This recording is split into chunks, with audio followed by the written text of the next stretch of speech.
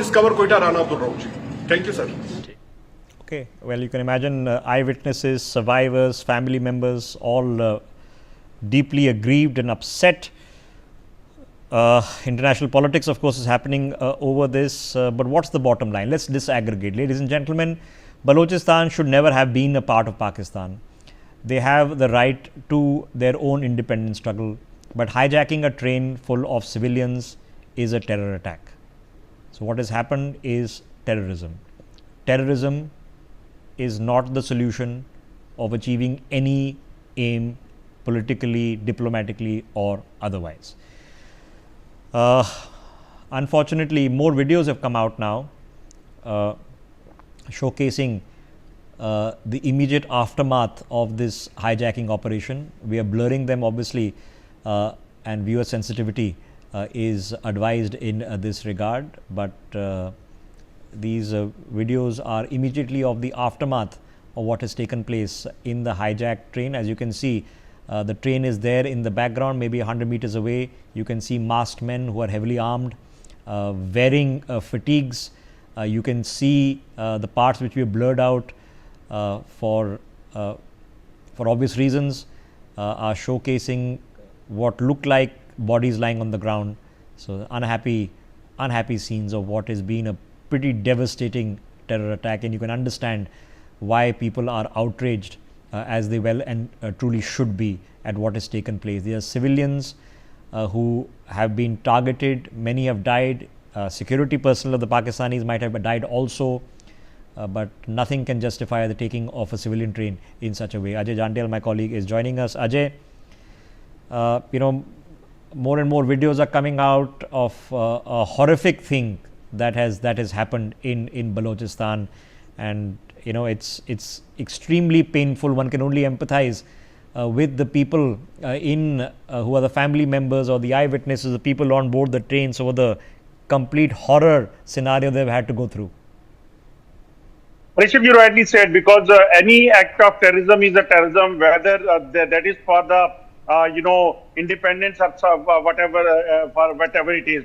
So that's why no one can justify it. But the way basically people have spent 2 days over there, especially the eyewitnesses, the survivor, those who are telling the story, that how they were surviving on the water, which basically used in the washroom of the trains. That indicates that how tough time they have faced. But at the same time, Rishabh, Pakistani administration, Pakistani government, what they have to protect, what they have done to protect the railway line over there, and the place where Pakistani Army General many a time has said that we are going to, against the BLA. We have started a military operation against BLA for last about 4 months. And even after that, one train carrying number of soldiers, number of civilians that was going through Balochistan for Peshawar, and there was no protection. What our sources are telling that only 6 to 7 people, those who were armed, they were protecting that train. And immediately after this attack, they were killed by the BLA people. And civilians, BLA claims that they have released the civilians, and later Pakistani Army claims that they have evacuated them, rescued them.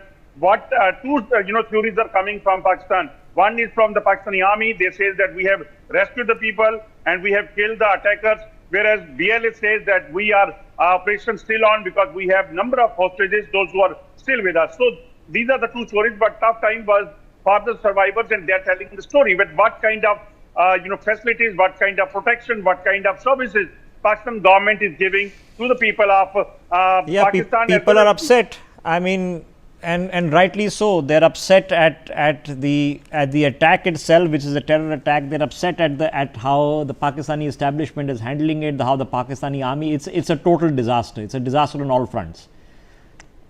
People have died in horrific circumstances, or have had to go through a horrific ordeal, and there's nothing can explain or justify it. Ajay, thank you. We'll keep tracking developments, the visuals on your screens. General Sudhakar joining us on the broadcast to put some perspective to this. General Sudhakar, we have to disaggregate.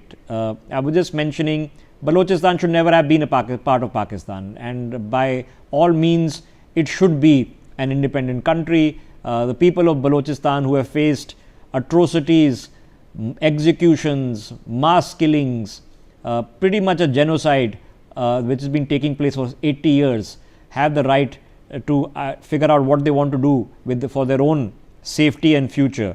But at the same time, sir, we are now in a scenario where something horrific has taken place, and they're showing visuals of people who, regardless of whether they were serving in the Pakistani military or civilians, who are being murdered. What do we now do, sir? Rishabh, good afternoon. Thank you for getting me to your show. Compliments to you. You are leading the entire team and you put your finger on the right issue. And there has never been an incident like this, to the best of my knowledge. I am a student of geopolitics, military science, and strategy and security. Post 1945, I really wonder if a similar kind of a train hijack ever had taken place. In the Cold War 1.0 and 2.0, this is one of its kind, the biggest one which has taken place. And to orchestrate an event or a kind of an ambush like this, it requires boldness, it requires self-confidence, it requires training, it requires professional acumen. Look at the ambush site, which is 160 kilometers away from the nearest military cantonment at Quetta. Mind you, in Quetta, about a month and a half or 2 months back, if I remember correctly, Much is the name of the place, where they have a prison. They have the Baloch Liberation Army political prisoners imprisoned, and there was a huge attack. There was no response from Pakistan Army for days together. So it happened, I think, in November or December last year, if I recall correctly. So all I am saying in response to your question is, it is a disaster which has been created by Pakistan. I totally agree with you that Balochistan was an independent and autonomous, a country which has declared its independence. And thereafter, same Jinnah was the advisor to the King of Kalad. And King of Kalad is there in black and white in the documents. You are the man, 1 year back you advised me that I should declare independence. And now you are saying I have to join Pakistan. What kind of a dichotomy that you are trying to stress? And Jinnah said that now the situation is different. Reality is different. So having said all this, coming straight back to the question, it's a very big thing which has taken place. It is a very well coordinated by multiple stakeholders. It is not Baloch Liberation Army. Baloch Liberation Army is one of the conglomerates under the National Army of Balochistan. They have Hindustan Revolutionary Force. They have a host of other people who are also party to all this. They have Majid Brigade. They have the Iran has got some special forces. They also have a similar kind of a force. All of them put together, they have been trying and testing for past 6 to 9 months. Look at 2024. The Center for Research and Security Studies in 2024, Pakistan, they have gone on to say that 2024 was the deadliest year of security forces, wherein the maximum number of terrorist attacks have taken place, 2046, and host of other things. So last but not the least is Balochistan and Khyber Pakhtunkhwa are the two provinces which have indicated clearly that 94% of the fatalities of all the terrorist attacks are basically from these two provinces. 5 out of 7 districts in Balochistan are almost in the verge of declaring independence. So therefore, where does it take us to? It takes us to one thing, that as on today, Pakistan is indulging in double talk or blatant lies. They are actually good and expert in that. There are more than 100 Pakistani soldiers who have been killed. There are more than 100 people who are held hostage. The women and children have been released by the Baloch Liberation Army, and they are in a hideout today, as on today, and the army has been defunct. They have not had the ability and the willpower to face but the only thing the Pakistani army has been good for in the past 80 years is doing coups against civilian governments. They've never won a war that they've ever fought with anyone. They've never been able to handle all the snakes in the backyard that they've created. So fomenting terrorism, creating lawless areas, doing coups, that's what they're good at. That's the only thing they're good at. They're not good at fight. They're not a good effective fighting force. I mean, we know what the Pakistani troops and generals, including 4-star generals operating in Yemen, did for the Saudis. So no matter where they have operationalized, where they have served, it's been a runaway disaster.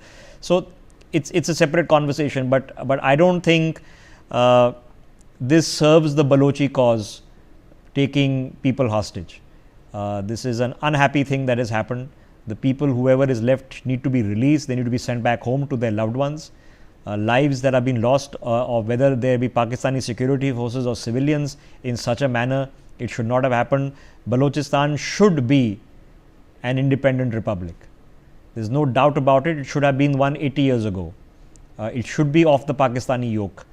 But I don't think this serves the purpose of what has happened. This is it's an international horror taking place and playing out on our screens. General Sudhakar,